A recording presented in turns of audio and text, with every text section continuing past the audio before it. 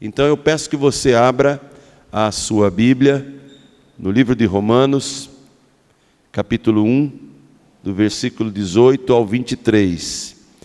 E peço que vocês orem muito por mim, porque o próximo passo, do verso 24 ao verso 32, é o mais complicado, é o mais pesado de todos os textos de Romanos, principalmente pela sua atualidade, pelo atual momento que o mundo atravessa.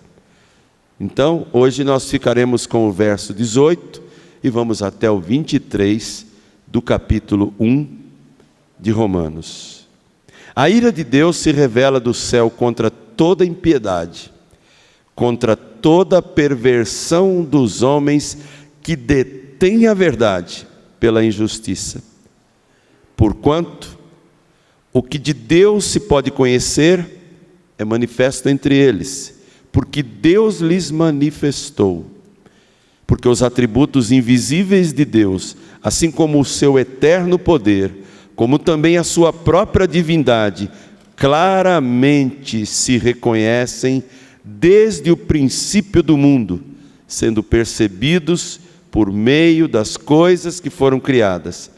Tais homens são, por isso, indesculpáveis, porquanto, tendo conhecimento de Deus, não o glorificaram como Deus, nem lhe deram graças, antes se tornaram nulos em seus próprios raciocínios, obscurecendo-lhes o coração insensato. Inculcando-se por sábios, tornaram-se loucos, e mudaram a glória do Deus incorruptível em semelhança da imagem de homem corruptível, bem como de aves, quadrúpedes e répteis. Irmãos, 4 são os grandes momentos da história do universo que Deus se revelou. 4: criação, encarnação, ressurreição e segunda vinda. Esses, dos 4, para nossa perspectiva, falta apenas um. No tempo de Deus, tudo já aconteceu. Tudo já aconteceu. Porque para Deus não existe passado, presente, futuro. Teologicamente existe uma expressão que diz que Deus vê, enxerga todas as coisas como um eterno já. Então, as maneiras de Deus se revelar, elas mudaram. Hebreus fala que Ele se manifestou de várias maneiras. Aos pais, pelos profetas. Depois se manifestou por anjos. E nos últimos tempos através de seu Filho, que é a expressão exata de Deus. Mas esse texto de Paulo aos Romanos é tão maravilhoso porque ele fala de um Deus que se revela. Se você andar e passear pela Bíblia, até mesmo se você quiser conhecer as revelações que Deus fez de si mesmo, assista às aulas do presbítero André. Porque o que eles estão fazendo? Eles estão passeando pelo Velho Testamento, onde Deus foi se revelando de várias maneiras.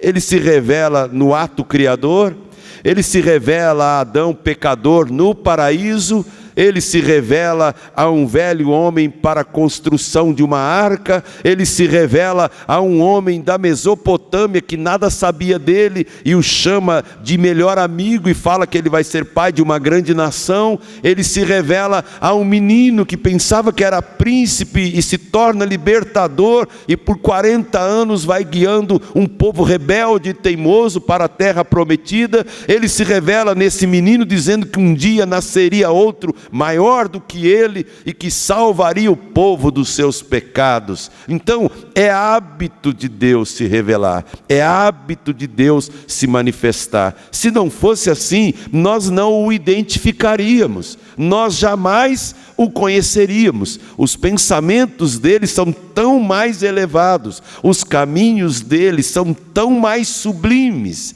que nossa vã filosofia, nossa cabeça de 10% animal pensante, não consegue identificar a grandeza e a beleza de Deus. Mas Ele, sabedor dos nossos limites, se revela.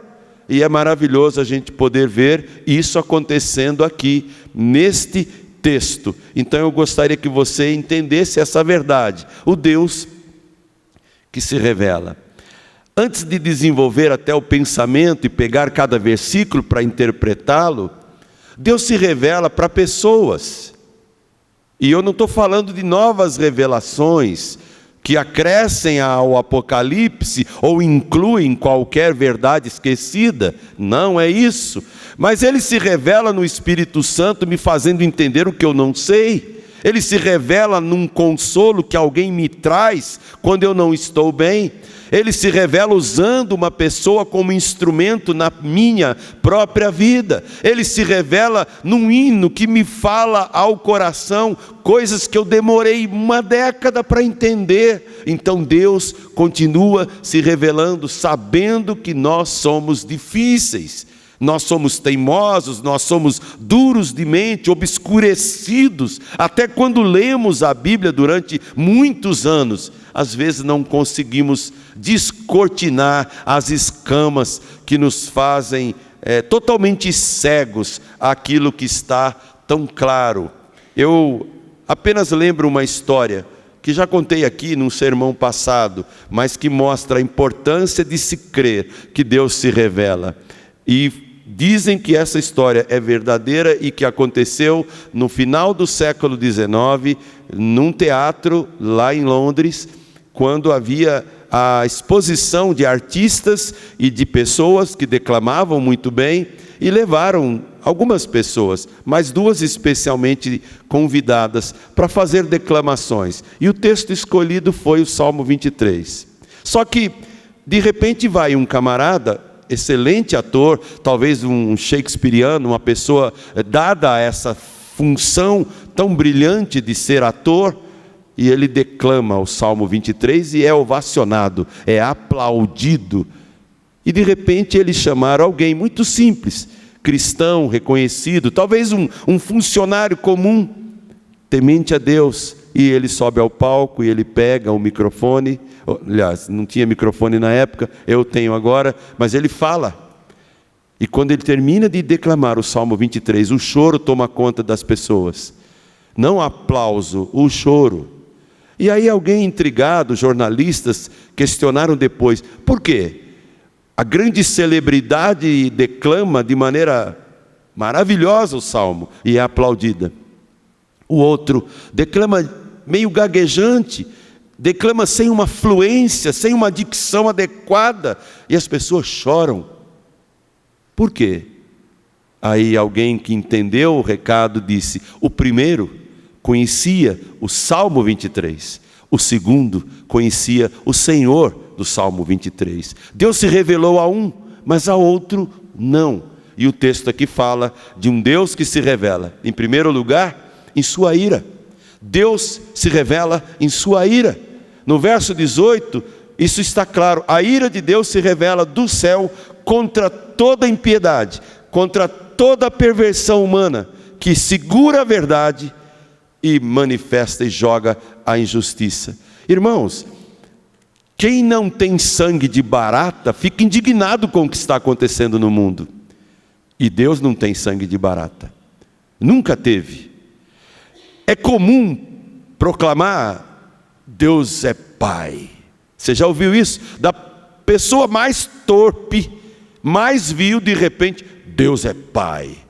Morre um infeliz aí que não tem um mínimo de temor de Deus, aí de repente vem alguém lá da famosa rede redonda, e eles falam assim, ele foi para o andar de cima, ele foi para o andar de cima.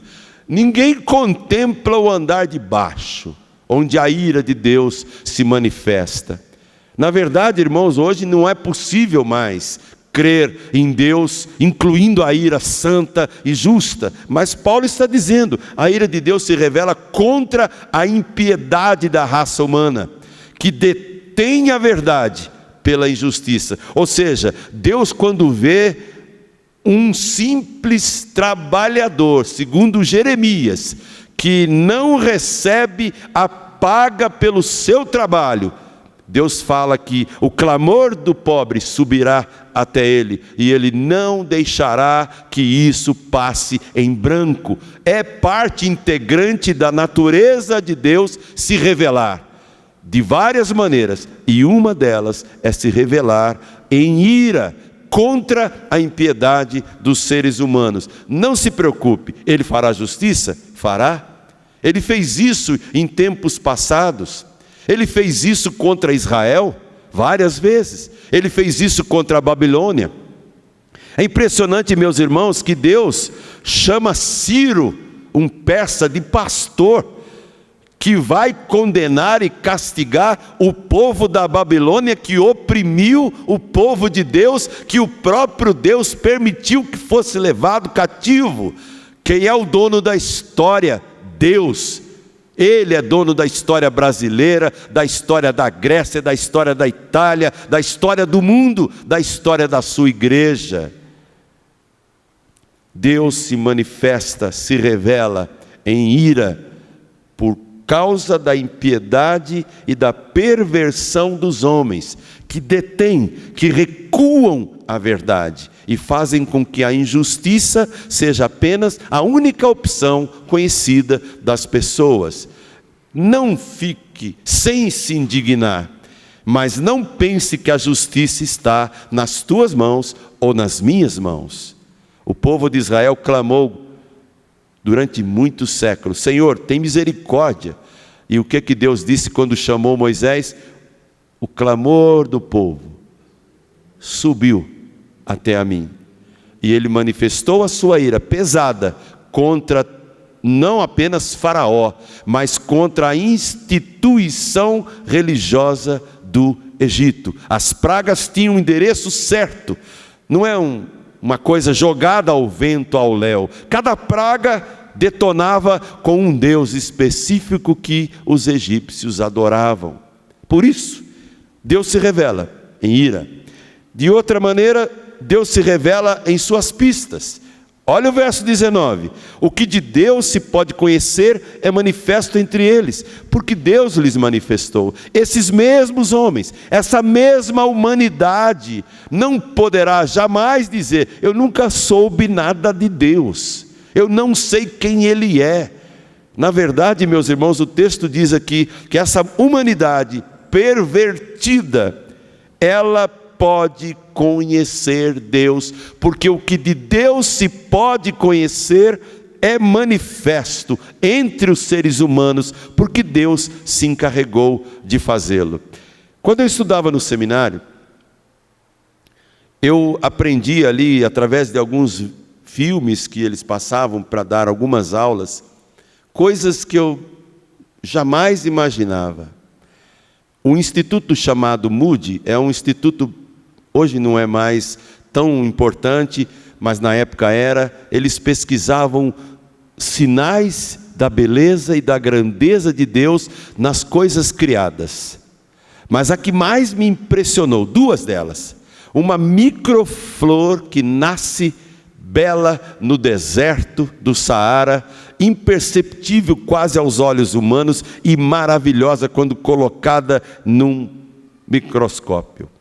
O sal, quando examinado a fundo, com cores mais lindas e brilhantes do que o arco-íris. E cada floco de neve que existe em todas as geleiras do mundo, nenhum é igual ao outro. São trilhões e trilhões, com desenhos internos diferentes, com a mesma quantidade de pontas, mas com um miolo diferente em seu desenho. Que Deus é esse que se preocupou com flocos de neve, com desenhos internos aos trilhões e trilhões? Hoje eu iria passar, mas numa outra oportunidade, passarei um vídeo de 4 minutos, que mostrará a grandeza da criação a partir do microscópico planeta Terra, em comparação com a maior estrela criada por Deus, chamada Antares. Quando você vê Antares em proporção, sabe que tamanho é a terra? Menor do que a ponta de um alfinete, enquanto Antares é uma bola impressionante, e o Sol perto de Antares fica do tamanho da cabeça do alfinete. E esse foi o nosso Deus que se manifestou de diversas maneiras, e que o Richard Dawkins vá lá um dia conversar com Deus para falar: eu nunca acreditei em ti, mas ele vai aprender. Eu ia falar uma outra coisa, mas a olhada da Sheila ali já me livrou de soltar aqui uma palavra, que não é errada, mas é forte, não é? Aquele que se dane mesmo, é isso aí que eu ia falar, mas já falei. Irmãos, Richard Dawkins, ele escreveu algo que uma pessoa, um escritor americano, contestou. Ele escreveu assim: Deus um delírio. Se algum dia você puder, leia. Se você tiver estrutura e convicção bíblica, leia o livro dele, se não, leia só a Bíblia. Deus um delírio. E aí o escritor americano escreveu o delírio de Dawkins, mostrando a inconsistência dessa vertente que não acredita na manifestação que Deus fez de si mesmo. Deus se revela em suas pistas, e elas foram deixadas no planeta. Elas foram deixadas nas coisas criadas, nas mínimas e nas grandes coisas. Deus se revela em sua criação. O versículo de número 20, ele fala várias coisas: criação, atributos, poder e natureza. Olha só, tudo que está no verso 20. Primeiro, Deus se revela nos seus atributos. O texto diz que os atributos invisíveis de Deus, o eterno poder de Deus, a divindade de Deus. Agora eu queria que vocês prestassem atenção na próxima palavra que aparece aí, ó. Vou repetir: atributos invisíveis, eterno poder, divindade. Qual é a próxima palavra? Claramente se reconhecem desde o princípio, sendo percebidos por meio das coisas que foram criadas. Ou seja, Deus se revela claramente por meio das coisas que foram criadas. Ou seja, os atributos invisíveis: soberania, onipresença, onisciência, onipotência. Esses atributos também Deus comunicou, Deus revelou, dá para perceber na maneira como Ele conduz a história, na maneira como a Bíblia foi sendo construída, na maneira como Ele governa. Quem imaginaria, irmãos, que o Império Romano um dia ia cair? Quem imaginaria que Hitler um dia seria vencido? Quem? Por isso a gente começa a perceber que o condutor da história, o soberano, mesmo tendo atributos inacessíveis para a nossa plena compreensão, Ele se revelou desta forma, e o texto diz: claramente dá para perceber o poder de Deus. Você vê um mar se abrir, é o quê? Bom, alguém chega a explicar o absurdo. É só você ler livros de interpretação bíblica, você vai ver que alguém, para entender ou explicar cientificamente a abertura do mar, a passagem de carros e pessoas, e camelos e jumentos e tudo mais, bom, ali foi um banco de areia. Agora, como é que cavalos e carros de Faraó, primeiro o povo passa a pé enxuto, depois cavalos e carros de Faraó são atolados e mortos e enterrados e sepultados. No século XX, pelo menos depois das cavernas de Qumran, quando eles descobriram muitos livros, aliás, foi apenas um menino que, trabalhando com as cabras de seu pai, viu os buracos na montanha, entrou lá, e quando ele viu alguns potes, alguns vasos, em 1948, cavernas de Qumran, pegou livros e mais livros, Esther, Daniel, Isaías, intactos, datados de 600 anos antes de Cristo. É pegar o texto em aramaico e hebraico e traduzir. É exatamente o que eu tenho aqui. Deus, em seu poder, preservou tudo isso, para que nenhum arqueólogo pudesse jamais dizer: isso aqui é um engano, é um engodo. Não é um engano, não é um engodo. Deus se revela através de seus atributos, de sua criação, de seu poder. E se eu pudesse contar, se você pudesse contar, você mostraria para muita gente: Deus é poderoso, eu senti isso. Alguém vai falar: isso é muito relativo. Aí vem um, outro, milhares, milhões dando provas pessoais.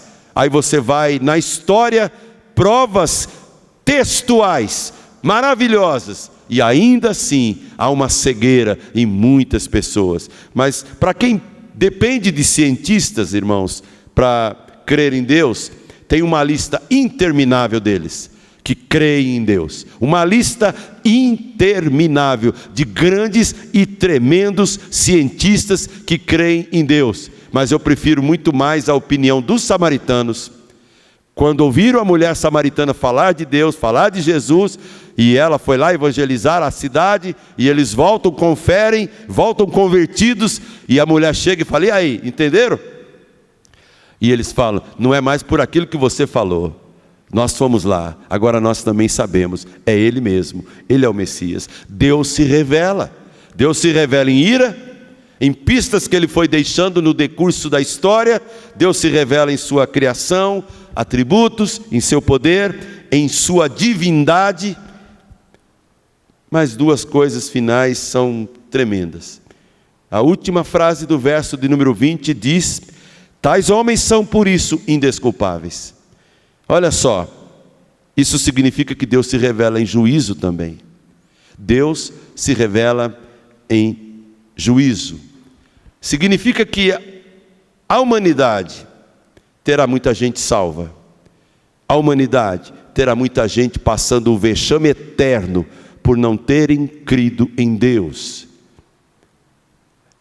Uma corrente muito perigosa passeia por algumas igrejas há décadas. Ela se chama universalismo.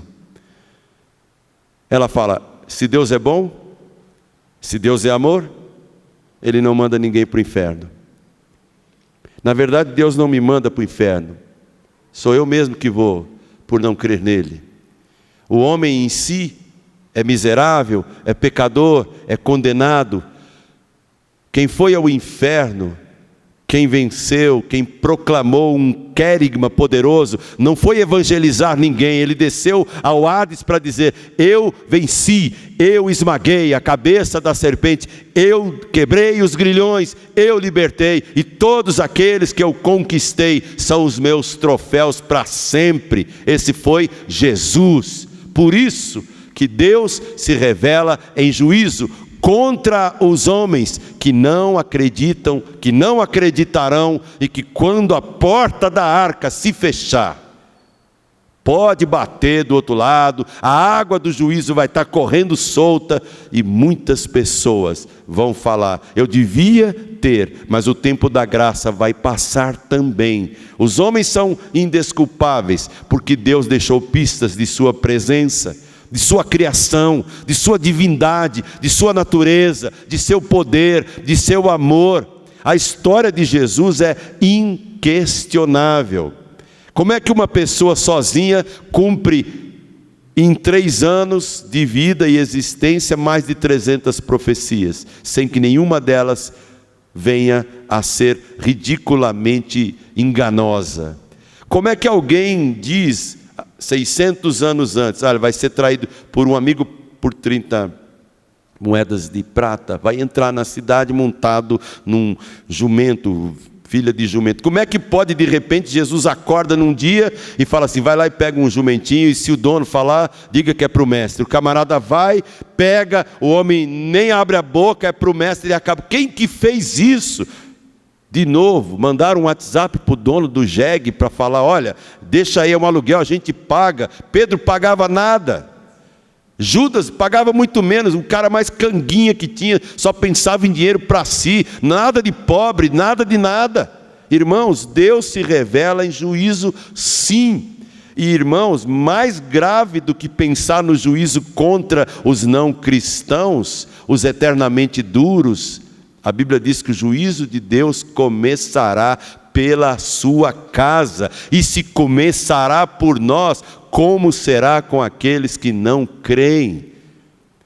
Nós precisamos crer num Deus que é absoluto em tudo, não um Deus que pega a nossa sujeira e põe debaixo do tapete. Eu não sei vocês aqui, não conheço a história, mas por curiosidade, me responda, quem aqui, hoje é proibido, mas quem aqui já apanhou do papai ou da mamãe? Está vendo? Aí. E está todo mundo vivo aqui, né? Está todo mundo vivo. O vergãozinho desapareceu. Agora a Bíblia fala, Deus castiga só a um tipo de gente.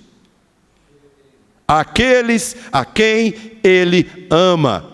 Mas a humanidade prefere pensar, Deus me ama, não me castiga. Ele faz isso por amor, porque o nosso coração é enganoso, é muito corrupto. Quem o conhecerá? Ele que se revela em ira, em pistas, em sua criação, em seus atributos, em seu poder, em sua natureza e em seus juízos.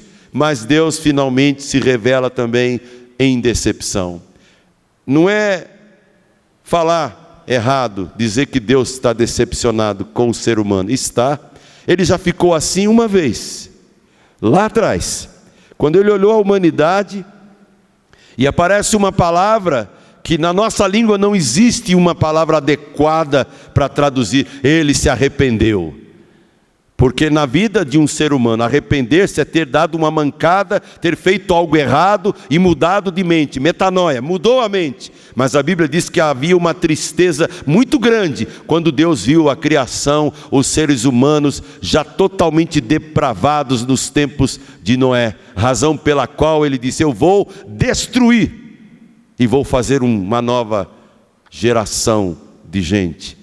Deus ficou irado, indignado e decepcionado nos tempos de Moisés com o seu próprio povo, e Deus falou, Moisés, eu vou destruir todo mundo, e a partir de ti eu vou fazer uma nova nação. E Moisés falou, Deus, não faz isso, o que as nações vão dizer a teu respeito? Mas olha aí, você mesmo, a maneira de Deus revelar a sua decepção, e revelar mesmo para mostrar que Deus realmente tem um sentimento de desgosto pelo ser humano, mas Ele pode ser glorificado num ser humano também. Versículo 21, 22 e 23. Todos esses homens, indesculpáveis, olha o 21, tendo conhecimento de Deus, não o glorificaram como Deus, nem agradeceram a Deus. Homens assim se tornam nulos em raciocínios, em filosofias banais. O coração deles se torna escuro e insensato. Eles se metem a sábios, mas no fundo são completamente loucos. E eles têm a pachorra de mudar a glória de Deus, o Deus incorruptível, e eles transformam a glória de Deus em imagens corruptíveis. Há deuses de aves, há deuses de quadrúpedes, há deuses répteis, deuses de todos os tipos. Você viaja às nações, você percebe. Num lugar Deus é o boi, no outro Ele é o rato, no outro Ele é o gato, no outro Ele é não sei o quê. E na agenda, no calendário doméstico brasileiro, existe um Deus, um santo para cada oportunidade. É o santo do caminhoneiro, é o santo dos endividados. Essa é a santa mais procurada pelo Brasil. Mas o Deus Todo-Poderoso não tem imagem, Ele não é palpável.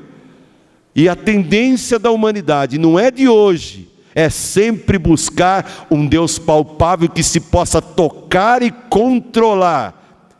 E a ironia bíblica revela que quando Arão, cansado de esperar a revelação depois de 40 dias, ele ainda tem a capacidade de dizer, bom, o povo me pediu, peguei uns ouro aí, joguei no fogo e saiu isso aí. Saiu esse bezerro. Ele não teve a humildade de dizer, eu esculpi, eu que fiz. Ele joga para o povo. É como Adão, a coisa vem de longe. Foi a mulher que tu me deste. A culpa não é minha, a culpa é dela. Aí ela vai, a culpa é do diabo. O diabo vai, a culpa é tua. O que o Senhor criou? Não devia ter criado. Irmãos, Deus se revela, mas Ele se revela também decepcionado com essa humanidade que se inculca de sábia, inteligente, mas revela uma mente completamente obscura.